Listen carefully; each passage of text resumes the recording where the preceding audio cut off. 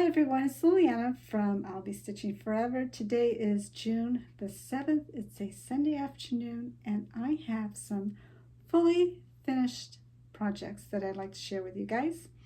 It's only been 3 days since my last video, but during those three days I was busy finishing things. And that is my autumn mouse and 2 Christmas ornaments that I fully finished, and I'm so happy with it. I couldn't wait to get on and share it with you guys. And then I have an update on one WIP that I worked on during the 3 days, and a tiny teeny little staff start and finish. So let's start with what I am most excited about, which is only my 4th pillow that I've ever made, and I turned Autumn Mouse into a pillow, and here she is. I think she came out adorable, and I think the pillow came out really nice. I'm surprised at myself. I'm proud of myself. I am so thrilled that this worked out for me. In past pillows that I've made, 3 pillows, I've done one with just the back, and I closed it at the bottom with just a whip stitch, because I didn't know any other way to do it. That's how I did it. And then I saw some tutorials where you cut the fabric in the back, you stuff it, and then you cover it with something like a ribbon or another piece of fabric. You sew it or you glue it on. And so I did maybe 2 of the other pillows like that. But this one I chose not to do the cut in the back. This one is the first time that I've actually added the fabric, the decorative fabric, on the front of the pillow, on the border. So I saw a ton of different videos on how to do that. And then I brought out my sewing machine and I went for it. I was intimidated by it because, first of all, I don't know how to sew.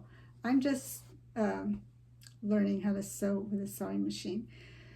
So there's that, and then doing something like this, I thought for sure I would mess up, but I'm glad I didn't. I'm glad. It's not perfect. It's not perfect, but it's not bad either. So I'm really happy with it. And I decided to do the opening at the bottom. So I sewed all the way around it, left a little bit of an opening, like about that much. Stuffed it with polyfill because I have so much polyfill. I need to use it up. And because I used to use it when I made crocheted stuffed animals. I used polyfill. So I have plenty of that, so I'm going to use it up. And, maybe in the future I'll use other materials to stuff, but for now it's polyfill.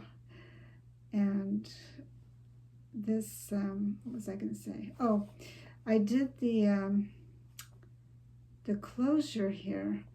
I tried to do the invincible stitch, and I tried like 4 or 5 times. I don't know how many times I tried. Quite a bit, enough to know that I just couldn't get it, and I was going to stop. Just forget it. Do something else. And I chose to glue it.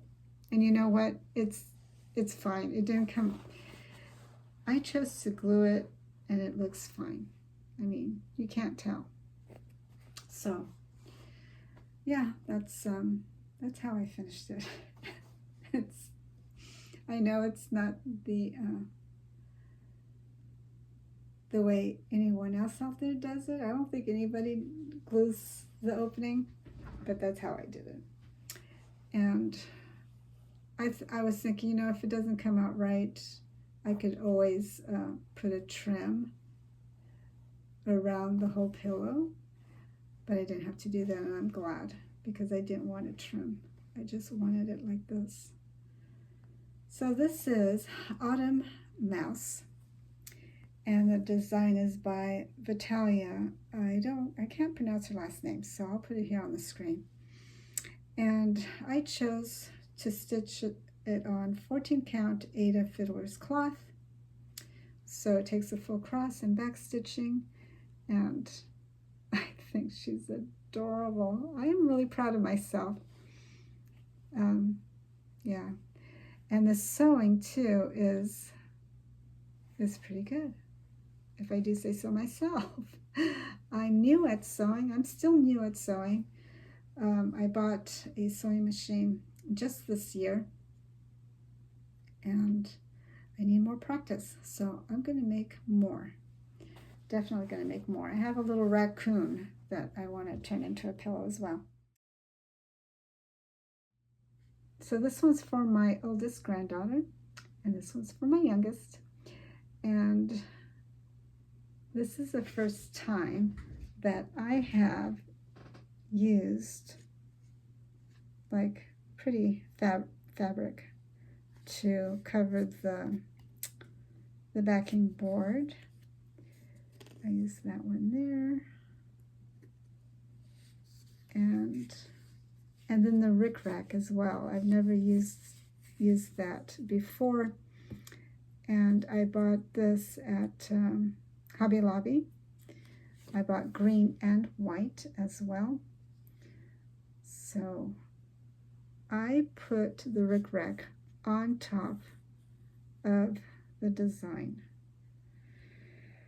I've seen people do it like in between the board and the design, in between, but I didn't think about that before, and even if I had chose to do that, this rickrack is too tiny, so I put it on the outside, on the actual design. And I'm glad I did. I think it looks nice. And then I did the hook out of ribbon and made a little bow for both of them, and I think it came out great. So I'm proud of myself for these two. And then on the back, I'm going to put a label with made with love for, and then I'll put the name of my grandchildren, and then stitched by me, my name, and that'll be that. So really happy with those two. I chose to work on Snowman 2. I didn't even do the wheel thing.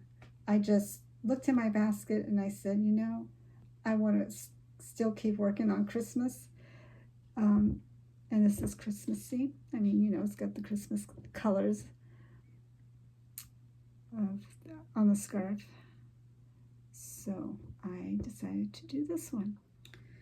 And here is the Snowman 2. I don't know why they call it Snowman 2. They must have a Snowman 1, right?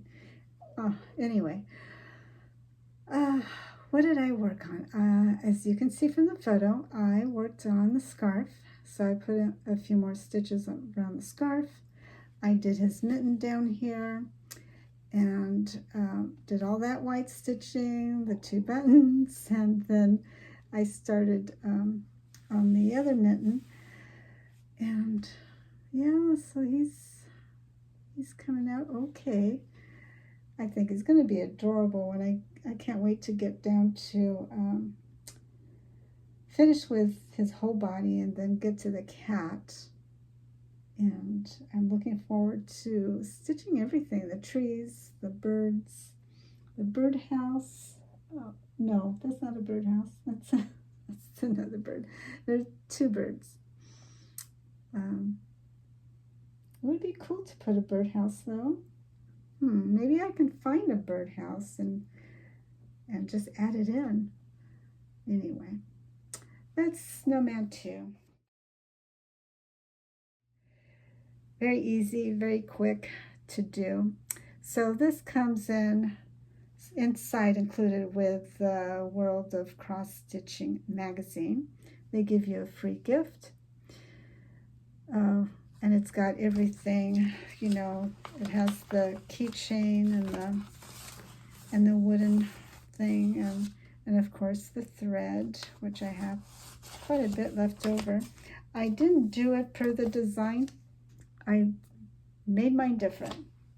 So here is what I did with mine.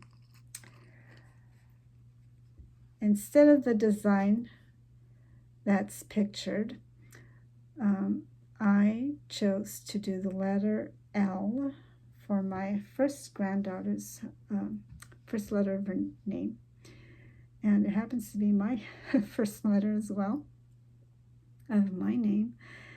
And I did half stitches and cross stitching. So the L I didn't half stitch, and I used more than the called for thread, which was 3. I used 6 because I wanted it to really be to stand out. And then the rest I did it in 3 strands, and so these are half stitches, and then these are full cross stitches. The peach is full cross stitches, and the rest is in half. And then it didn't have a face, so I decided to give him a mouth and an eye. I did the same thing on the back. I like that eye better than I did that one. No, I don't know. I just used the ballpoint pen. And then I covered the stitching back with a piece of felt that I glued on. And there he is. Cute. Really cute. And I'll give it to my granddaughter. She could do what she wants with it. She can hang it off of her backpack or whatever. Whatever her heart desires. It's just a little cute thing that I'll surprise her with when I next see her. Yeah, and right now, plans, what am I going to stitch on next? I'm going to stitch on, am I ready to go to my focus piece? I don't know. I'm in the Christmas mood right now. Life update. Oh, I do have a life update.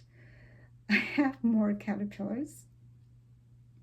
Would you like to see the newest caterpillar that visited my garden and laid eggs? And now the caterpillars are like this big. For those of you who don't care about caterpillars at all, maybe we can part right here and say goodbye. Thank you so much for stopping in, and have a lovely week of stitching, and I'll see you in the next video. And for those of you who are interested in seeing my caterpillars, I have the anise swallowtail that visited my garden. I didn't know that it had because I hadn't seen it. And then this is the anise swallowtail butterfly. And it's a beautiful butterfly. I'll put a photo of it here of what it looks like. And their caterpillars are beautiful too. To me, they're pretty. I like them. I know not everybody likes caterpillars, and I totally understand. I do not like spiders, and there are people who do like spiders. I don't. They freak me out. So I totally understand. I will take a little short video, and I'll tag it at the end of this video so that you can see them. And then that's it as far as life updates. Yeah, I hadn't seen the butterfly come through my garden, so I was really surprised when I went to trim my anise fennel.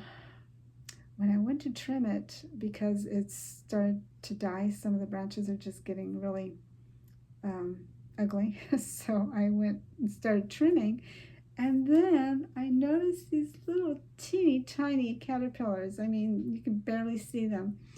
They were first instars, and so I got so excited.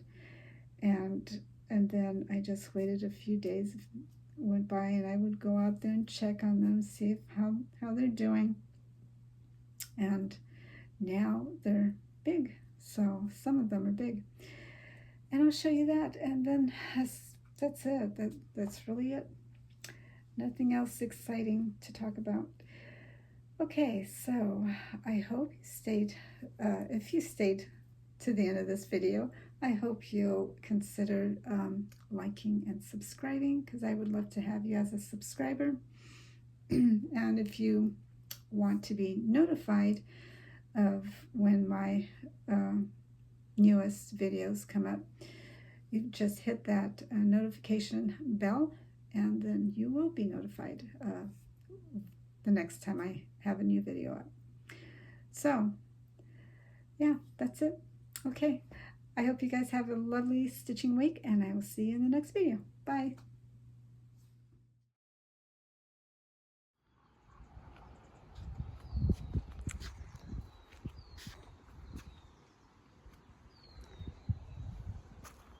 So here are the anise swallowtail caterpillars.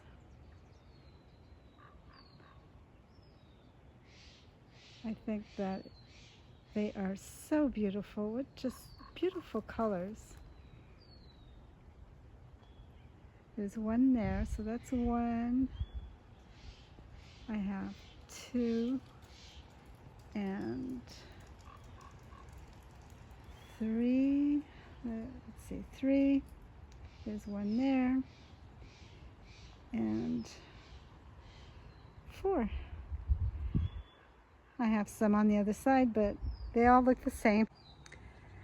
So not only do they eat the anise fennel, which is their favorite, they also will eat the bronze fennel. They'll eat parsley, dill plant, and and carrot tops. So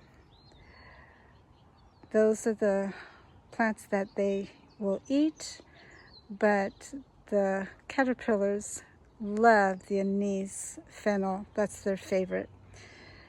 So if you have anise fennel in your garden, check for caterpillar eggs, because you might find some.